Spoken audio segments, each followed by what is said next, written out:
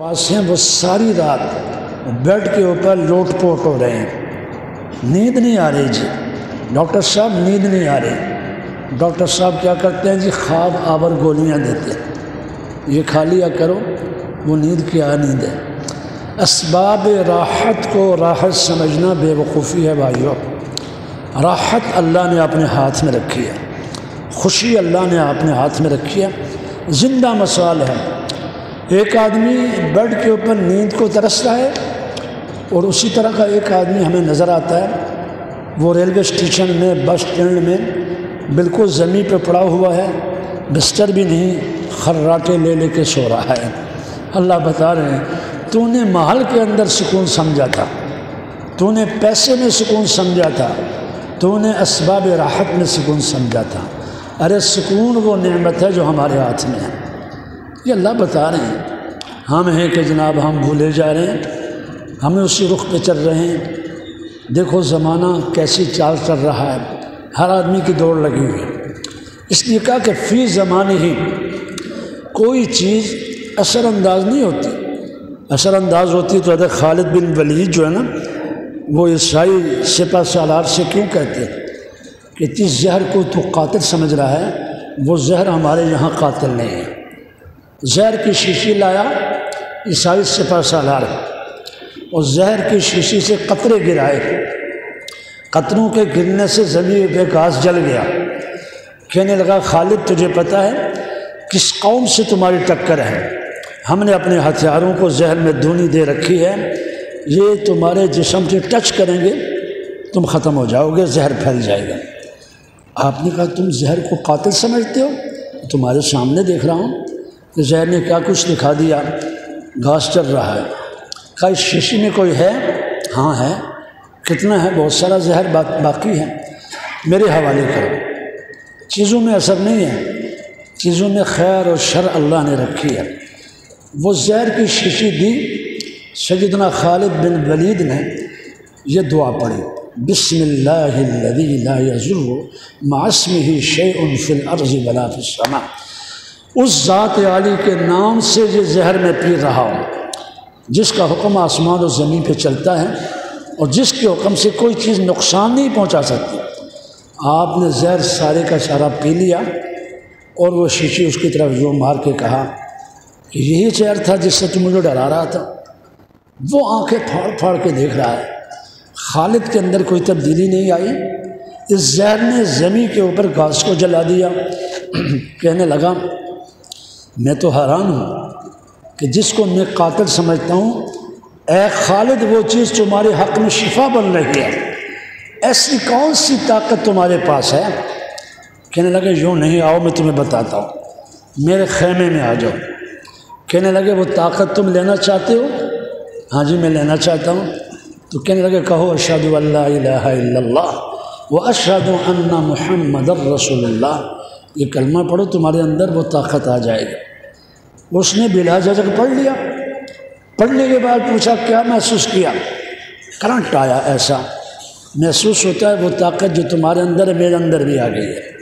کہا یہی وہ طاقت ہے، یہی ذات عالی کی الوہیت کا اقرار ہے، نبی مہرباں کی رسالت کی گواہی ہے۔ میں تجھے بتانا چاہتا ہوں ہم میں تم میں فرق یہی ہے کہ تم چیزوں کے اندر ہلاک کردہ چیزوں کے اندر ہلاک کرنے والی چیزوں میں تم سمجھتے ہو اثر ہے، اثر تو اللہ کے حکم سے ہوتا ہے نا۔ چھری چلا رہے ہیں حضرت خلیل اللہ، چل رہی ہے چھری لیکن کاٹ نہیں رہی، پوری قوت پورا زور۔ اللہ بتانا چاہتے ہیں کہ کاٹنے کی قوت کو ہم سلب کر لیتے ہیں، ہمارے حکم سے کاٹے گی، ہمارے حکم سے رک جائے گی۔ پانی غرق کر رہا ہے دریا کا، لیکن عجیب بات ہے جی، پانی کے اوپر سارے جا رہے ہیں، لشکر موسوی جا رہا ہے، آنکھوں کے سامنے فرعون غرق ہوا اسی پانی میں، اور اسی پانی کو راستوں کی شکل دے دی میرے مالک نے۔ ایسا پانی کہ وہ پہاڑوں کی طرح کھڑا ہو گیا، اور اسی پانی سے حضرت موسیٰ اپنے ماننے والوں کے ساتھ نکل گئے۔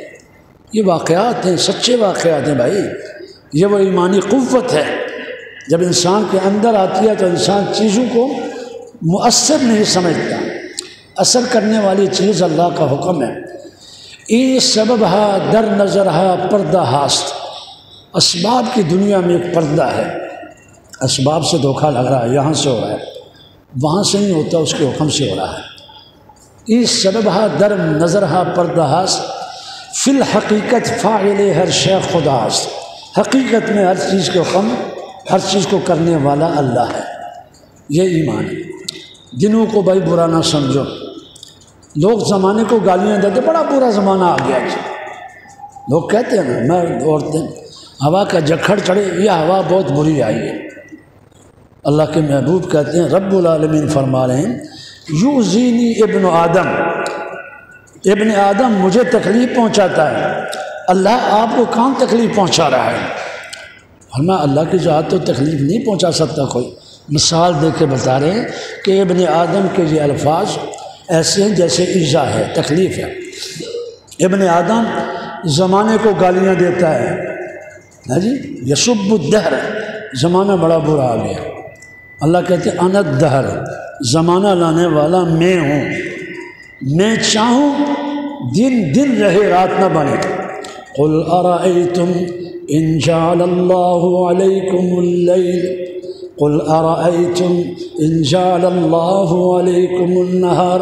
قرآن پڑھیے بھائی، ہم قرآن نہیں پڑھتے، قرآن سے ہمارا رشتہ ٹوٹ گیا۔ ہماری نوجوان نسل ہمارے ہاتھ میں ایسا آلہ آ گیا جس کے اندر دنیا بھر کی برائی سمٹی ہوئی ہے، ہم نے قرآن پڑھنا چھوڑ دیا۔ اللہ کہتے ہیں اگر ہم چاہیں دن دن ہی رہے، سرمدن الی یوم القیامہ، قیامت تک دن رہے رات نہ آئے۔ من الہ غیر اللہ، اللہ کے سوا کوئی الہ ہے؟ بولو بھائی، کوئی نہیں ہے۔ من الہ غیر اللہ یأتیکم بضیاء، جو دن لائے روشنی لائے، روشنی لانے والے اللہ ہے۔ اور اگر رات کو رات کر دیں، الی یوم القیامہ، من الہ، کوئی نہیں۔ اللہ بتاتے ہیں کہ یہ سارا نظام ہمارے حکم سے چل رہا ہے، اس کے اندر اللہ کا حکم ہے۔ اللہ کے حکم اور اشارے سے سورج نکلتا ہے صبح کو، اللہ کی اجازت سے سورج نکل رہا ہے، اللہ کی اجازت سے، بغیر اجازت کے سورج نہیں آتا۔ اللہ کہتے ہیں ہمارا حکم ہر جگہ چل رہا ہے۔ بھائی سفر کو صفر نہ سمجھو، سفر کے اندر فالے نہ نکالو۔ فیض آباد کے وہاں پر پل پہ کتنے بیچارے پریشان حال طوطا لے کے بیٹھے ہوئے، لفافے رکھے ہوئے، ہمیں اور آپ کو کہیں گے آؤ بھائی قسمت بتاتے تمہاری، اپنی قسمت کا پتہ ہی نہیں۔ یہ طوطا جو ہے چونچ سے لفافہ اٹھائے گا اور پڑھو اس کے اندر کیا ہے۔ ارے تجھے اپنی قسمت کا پتہ ہی نہیں، اور یہاں بیٹھ کے تو 2-4 ٹکے کمانے کی کوشش میں لگا ہوا ہے۔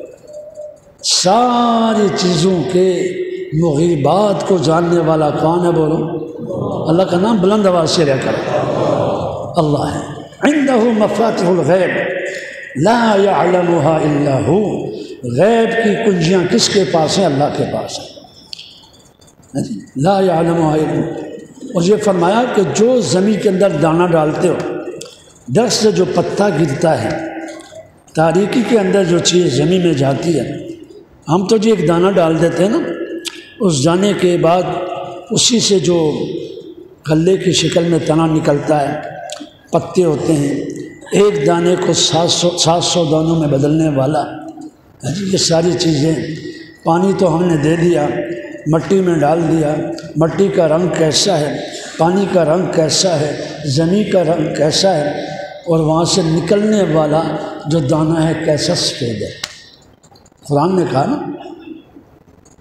دودھ حاصل کرتے ہو، گوبر اور خون کے درمیان ایک جو ہے نہر دودھ کی بھی ہے، میرا مالک گوبر ادھر نہیں ملنے دیتا، میرا اللہ جو ہے اس کے اندر گوبر کی بو کو شامل نہیں ہونے دیتا، خون کا ایک قطرہ نہیں جاتا، اور وہ صاف شفاف دودھ نکلتا ہے۔ قرآن نے کہا لبنا خالصا سائغا للشاربین، ارے بھائی سیراب کر دیتا ہے پینے والے کو، کیسا مزہ دیتا ہے۔ کون کرنے والا ہے جی؟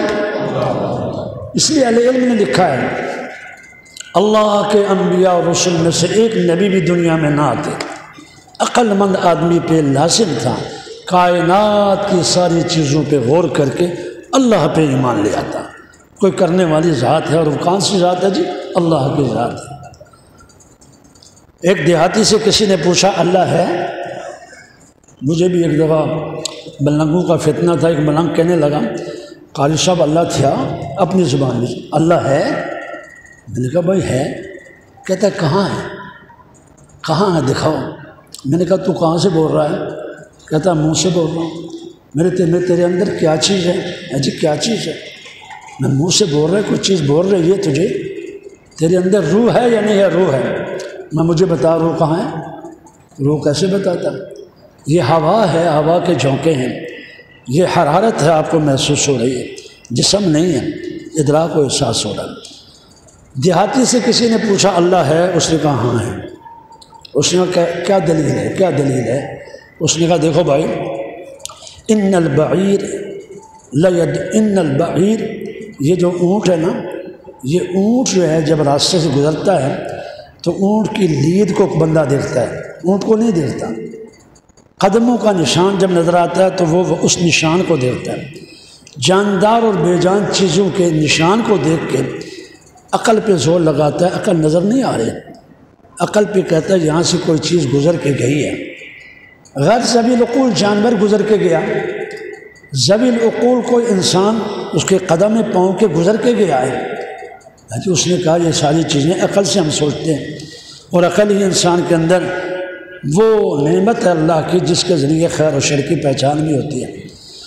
اس نے کہا فَسَمَاءٌ ذَاتُ أَبْرَاجٍ، برجوں والا آسمان، برجوں والا، وَالسَّمَاءِ ذَاتِ الْبُرُوجِ وَالْيَوْمِ الْمَوْعُودِ وَشَاهِدٍ وَمَشْهُودٍ۔ قرآن پڑھیں، قرآن ساری عقدے کھولتا جاتا ہے۔ قرآن پڑھنے کا